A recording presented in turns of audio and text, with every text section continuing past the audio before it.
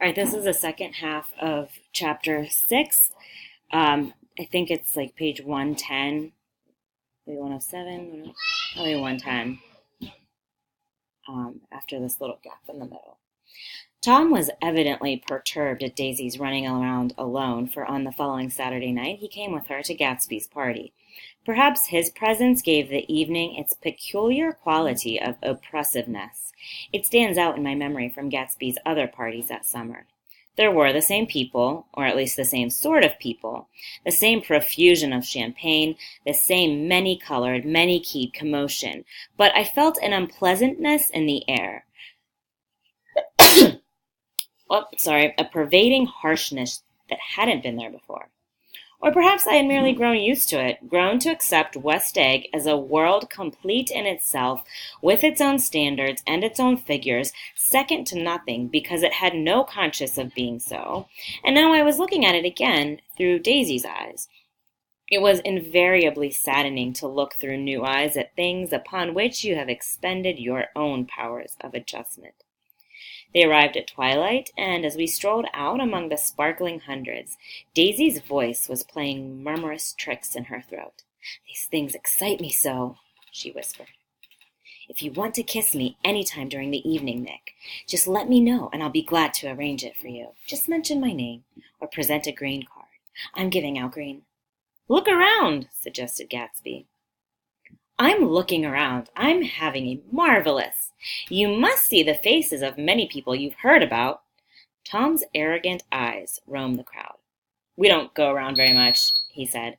"In fact, I was just thinking I don't know a soul here." "Perhaps you know that lady." Gatsby indicated a gorgeous, scarcely human orchid of a woman who sat in state under a white plum tree.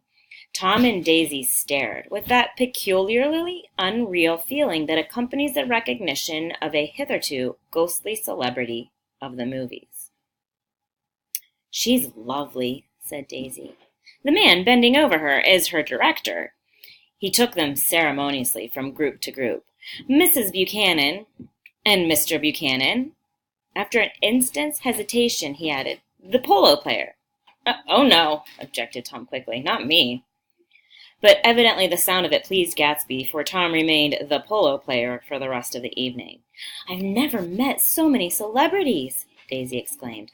"I like that man. What was his name? With the sort of blue nose?" Gatsby identified him, adding that he was a small producer. "Well, I liked him anyhow." I'd a little rather not be the polo player," said Tom pleasantly. "I'd rather look at all these famous people in oblivion." Daisy and Gatsby danced. I remember being surprised by his graceful conservative foxtrot. I had never seen him dance before. Then they sauntered over to my house and sat on the steps for half an hour, while at her request I remained watchfully in the garden. "In case there's a fire or a flood," she explained, "or any act of God." Tom appeared from his oblivion as we were sitting down to supper together. "Do you mind if I eat with some people over here?" he said. "A fellow's getting off some funny stuff." "Go ahead," answered Daisy genially. "And if you want to take down any addresses, here's my little gold pencil." She looked around after a moment and told me the girl was common but pretty, and I knew that except for the half hour she'd been alone with Gatsby, she wasn't having a good time. We were at a particularly tipsy table. That was my fault. Gatsby had been called to the phone, and I'd enjoyed these same people only 2 weeks before. But what had amused me then turned septic on the air right now. "How do you feel, Miss Baedeker?" The girl addressed was trying unsuccessfully to slump against my soldier. At this inquiry, she sat up and opened her eyes. "What?" A massive and lethargic woman who had been urging Daisy to play golf with her at the local club tomorrow spoke in Miss Baedeker's defense. "Oh, she's all right now. When she's had 5 or 6 cocktails, she always starts screaming like that. I tell her she ought to leave it alone." "I do leave it alone," affirmed the accused hollowly. "We heard you yelling, so I said to Doc Civet here, 'There's somebody that needs your help, Doc.'" "She's much obliged, I'm sure," said another friend without gratitude. "But you got her dress all wet when you stuck her head in the pool." "Anything I hate is to get my head stuck in a pool," mumbled Miss Baedeker. "They almost drowned me once, over in New Jersey." Then you ought to leave it alone, countered Dr. Civet. Speak for yourself, cried Miss Baedeker violently. Your hand shakes. I wouldn't let you operate on me. So they're saying they would put her head in the pool to snap her out of being drunk. It was like that. Almost the last thing I remember was standing with Daisy and watching the moving picture director and his star. They were still under the white plum tree, and their faces were touching except for a pale, thin ray of moonlight between. It occurred to me that he had been very slowly bending toward her all evening to attain this proximity, and even while I watched, I saw him stoop one ultimate degree and kiss at her cheek. I like her, said Daisy. I think she's lovely. But the rest offended her, and inarguably because it wasn't a gesture but an emotion. She was appalled by West Egg, this unprecedented place that Broadway had begotten upon a Long Island fishing village, appalled by its raw vigor that chafed under the old euphemisms, and by the too obtrusive fate that herded its inhabitants along a shortcut from nothing to nothing. She saw something awful in the very simplicity she failed to understand. I sat on the front steps with them while they waited for their car. It was dark here in front. Only the bright door sent 10 square feet of light volleying out into the soft black morning. Sometimes a shadow moved against a dressing room blind above, gave way to another shadow, an indefinite procession of shadows, who rouged and powdered in an invisible glass. "Who is this Gatsby, anyhow?" demanded Tom suddenly. "Some big bootlegger?" "Where'd you hear that?" I inquired.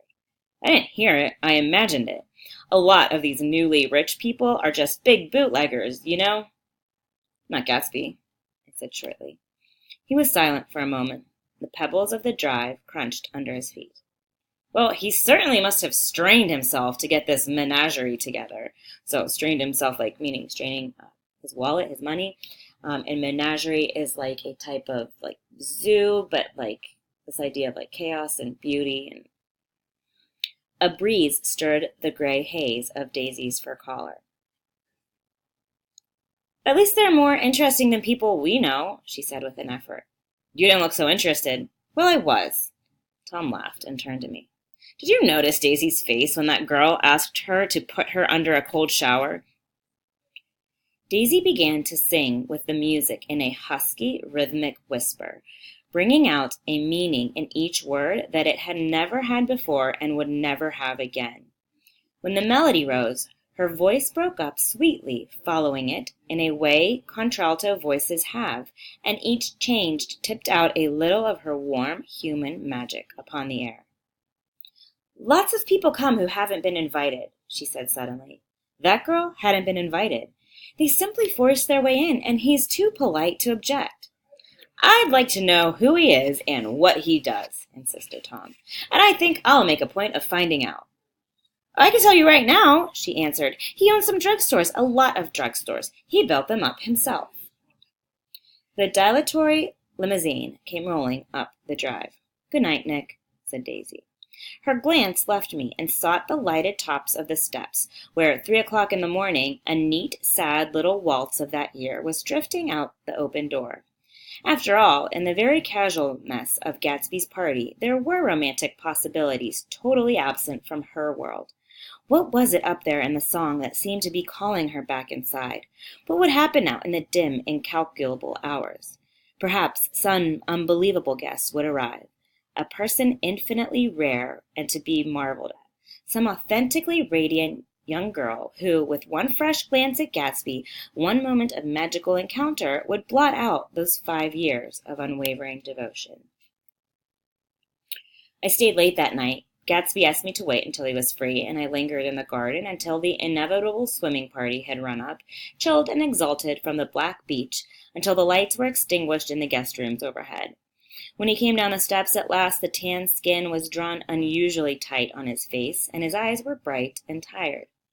"She didn't like it," he said immediately. "Of course she did." "She didn't like it," he insisted. "She didn't have a good time." He was silent, and I guessed at his unutterable depression.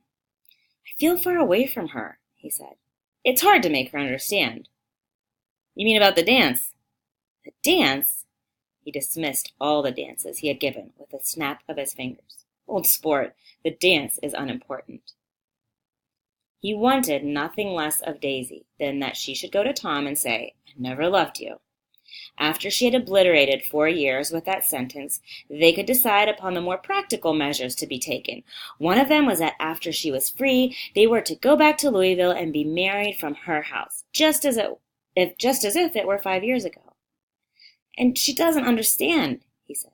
"She used to be able to understand. We'd sit for hours." He broke off and began to walk up and down a desolate path of fruit rinds and discarded favors and crushed flowers. "I wouldn't ask too much of her," I ventured. "You can't repeat the past." "Can't repeat the past?" he cried incredulously. "Why, of course you can." He looked around him wildly, as if the past were lurking here in the shadow of his house, just out of reach of his hand. "I'm going to fix everything just the way it was before," he said, nodding determinedly. "She'll see." He talked a lot about the past, and I gathered that he wanted to recover something, some idea of himself, perhaps, that had gone into loving Daisy. His life had been confused and disordered since then, but if he could once return to a certain starting place and go over it all slowly, he could find out what that thing was. One autumn night, 5 years before, they had been walking down the street when the leaves were falling, and they came to a place where there were no trees, and the sidewalk was white with moonlight. That's another flashback. They stopped here and turned toward each other. Now it was a cool night with that mysterious excitement in it which comes at the 2 changes of the year. The quiet lights in the houses were humming out into the darkness, and there was a stir and bustle among the stars. Out of the corner of his eye, Gatsby saw that the blocks of the sidewalks really formed a ladder and mounted to a secret place above the trees. He could climb to it if he climbed alone, and once there he could suck on the pep of life, gulp down the incomparable milk of wonder. It's a huge metaphor there. His heart beat faster and faster as Daisy's white face came up to his own. He knew that when he kissed this girl, and forever wed his unutterable visions to her perishable breath, his mind would never romp again like the mind of God. So he waited, listening for a moment longer to the tuning fork that had been struck upon a star. Then he kissed her. At his lips' touch, she blossomed for him like a flower, and the incarnation was complete. Through all he said, even through his appalling sentimentality, I was reminded of something, an elusive rhythm, a fragment of lost words that I had heard somewhere a long time ago. For a moment, a phrase tried to take shape in my mouth, and my lips parted like a dumb man's, as though there was more struggling upon them than a wisp of startled air. But they made no sound, and what I had almost remembered was uncommunicable forever.